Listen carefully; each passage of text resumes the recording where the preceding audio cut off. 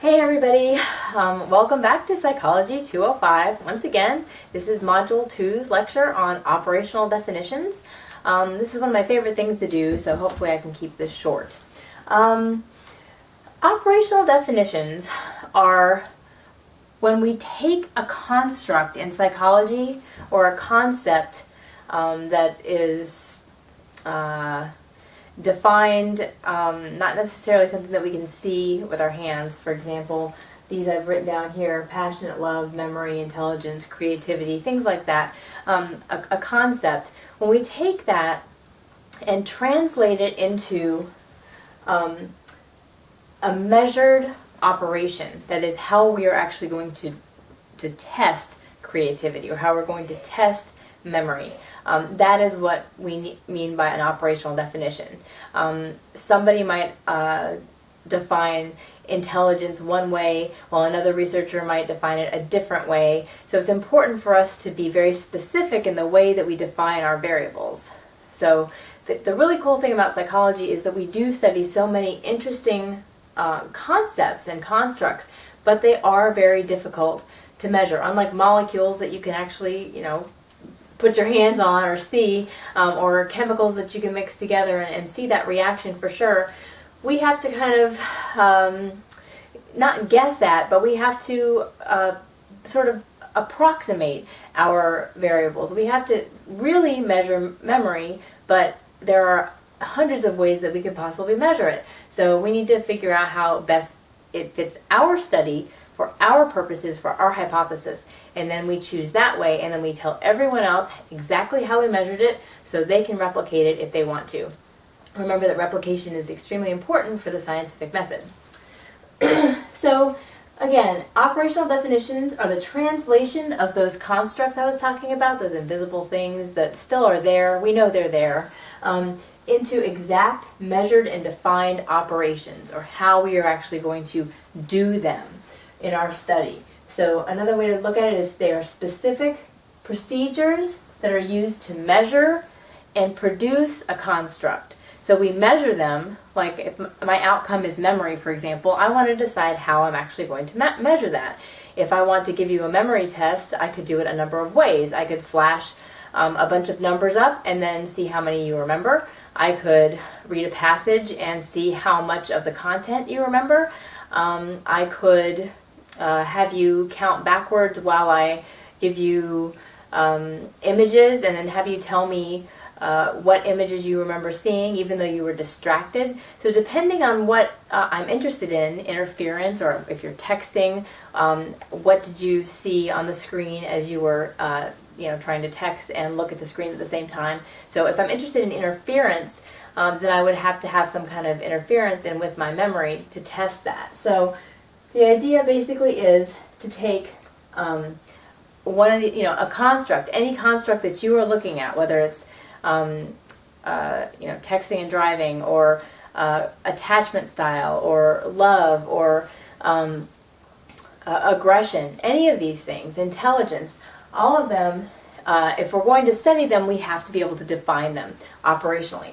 So we take them and we specifically translate them into something quantifiable. And that goes back to what we talked about earlier about quantifiability in science.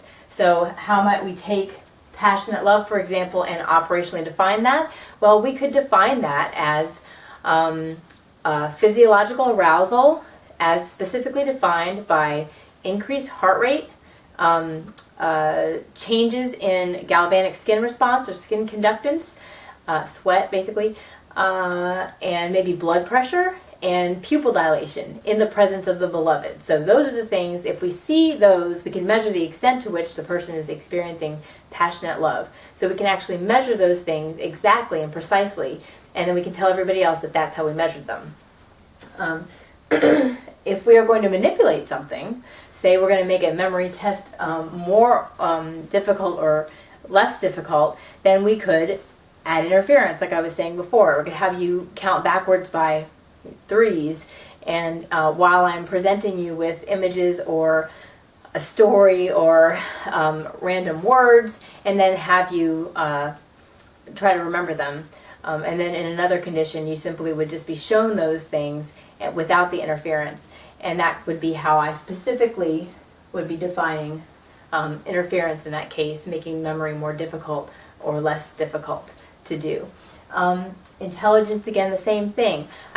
I need to specify, am I going to use the Wechsler intelligence test? Am I going to use the final score on it? Am I going to look at subscales on it? What specifically am I going to look at?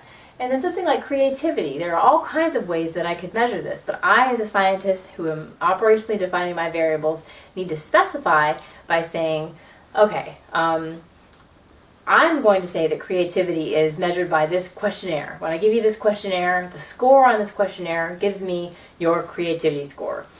I could also simply have you solve a bunch of creative puzzles and score you myself based on how well you did. I could also, for example, as a friend of mine did one time, amazingly, this amazing creative friend of mine, I asked her to come up with as many Halloween costume ideas as she possibly could in like a 5-minute period, and she came up with over 100. She kept up coming with one after another, and she finally came up with an ostrich jockey that she ended up going to a Halloween party in. I don't know how that actually turned out. I didn't see the final version of it, but an ostrich jockey, someone who's riding an ostrich. Anyway, so that's another way that I could have defined creativity. Quick, how many Halloween costumes can you come up with in a 5-minute period? That's an odd way of defining it, but it's still creative. So hopefully you understand then that operational definitions can be very fun to come up with.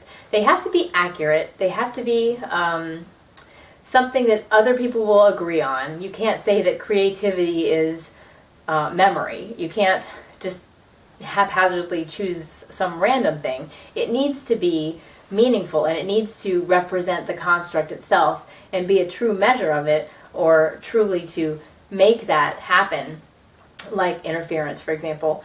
So it's challenging, but it's, again, one of the more fun parts of psychology, because again, can't really put our hands on them. We have to, a lot of times, indirectly measure them.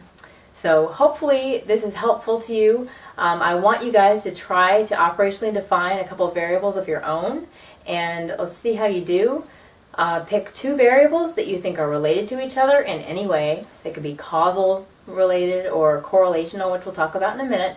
Just any kind of relationship, 2 variables, and operationally define them. And I will see how you guys do on that, and see you next time.